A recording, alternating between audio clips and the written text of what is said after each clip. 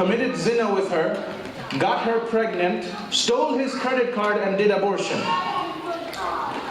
Allah caused this father not to see.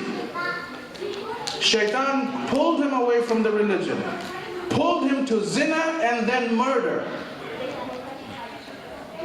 And these are true stories.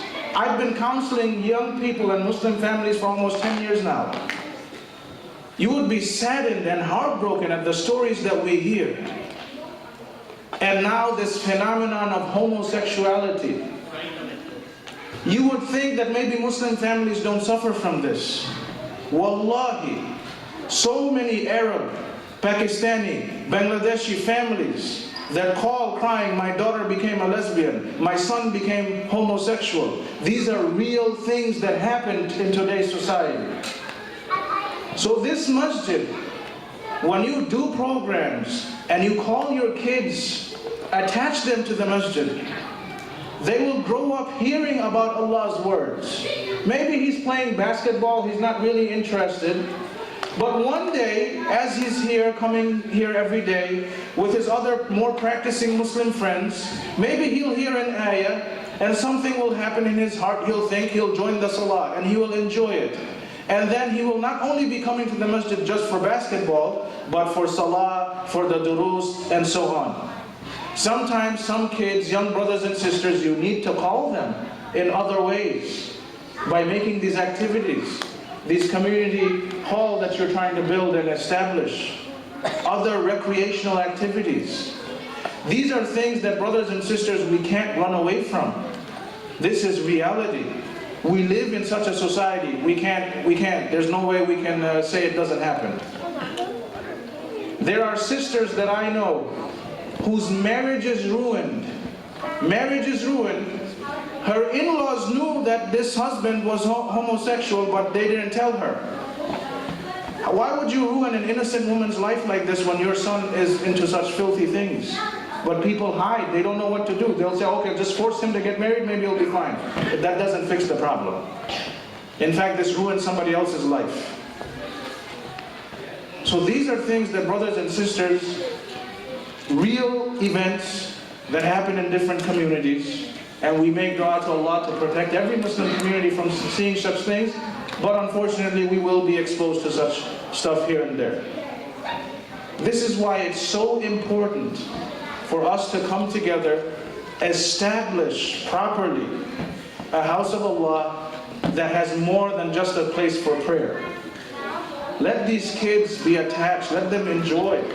Let them find a refuge, that if something happens in school or something happens in the home, they should be able to come to the house of Allah, seek counsel from the elders, find a solution, be rejuvenated for both adults and youth. This is what the Prophet ﷺ's companions used to do. That this world becomes a burden, your heart's shattered. Come to the house of Allah, read some few pages of the Quran, pray in jama'ah, listen to a halaqah after the salah. This will immediately, automatically increase your iman. And when your iman increases, you know how to protect yourself. So with this small reminder, brothers and sisters, we have to understand this importance. Why we need a place like this. Why we need to complete. I'm sure so far it has cost you double or triple that amount. Allah already enabled you to come up with 3 times more. So now the goal is 60,000. You've come this far, you can push for another 60 and then complete it. And then step by step in the next 5-6 years, build, expand on this open land that Allah has blessed you with, and do more activities. I mean, in the cities where I grew up in Philadelphia or New York City, I'm sure many of you know, masjids are just a small house.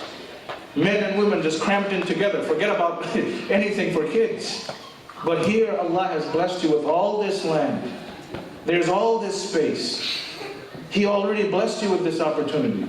Now you just need to empty your pockets a little bit, plan, have some vision, and build. There are so many successful communities. There's this one masjid I visited a few times in St. Louis. MashaAllah, They have a basketball court, a kitchen, a library. And wallah, the youth of that city are so active. They even come to the masjid, straight from school to the masjid, to do their math, science, whatever, regular homework. Because they have a place to go to have some fun, to learn, to mingle, to talk about good things. And that's what we want. And whenever I visit a community, I tell them that you have to have this vision. Don't just make a place for prayer. Make open space for other activities. Like the brother was saying, that even SATs, these are avenues. Because let's suppose a non-Muslim comes for a SAT preparation. They're curious people. Young people are very curious. That's why they get in trouble. So they'll be curious here. Hey, I'm here doing SAT. What are these Muslims doing? Let's take a book. Let's ask a question. It opens the door. So these are opportunities for your own kids first and foremost, and then of our responsibility living here among the non-Muslims, that we portray the correct image of Islam, live like proper Muslims, so they get to see what actual Muslims look like. That's the only way we can counter all these media attacks. We have to live Islam with action, with speech, with effort. All of this costs effort. And before we start the fundraiser, remember this hadith narrated by Abu Hurairah radiallahu anhu, collected in Sahih Muslim, where the Prophet sallallahu alayhi wa sallam said, إِذَا مَاتَ الْإِنسَانِ, when a person dies, انْقَطَعَ عَمَلُهُ إِلَّا مِنْ ثَلَاثٍ. All of his deeds are cut off, except for 3. Because a person is dead, nothing else is going to be recorded. So he's cut off, except for 3 things. صَدَقَةٌ جَارِيَةٌ وَعِلْمٌ يُنْتَفَعُ بِهِ وَوَلَدٌ صَالِحٌ يَدْعُو لَهُ. An ongoing charity, knowledge that he leaves behind that benefits people, and a righteous child who will make dua for him. Think very carefully. So the Prophet ﷺ said 3 things. If you donate to the masjid, you accomplish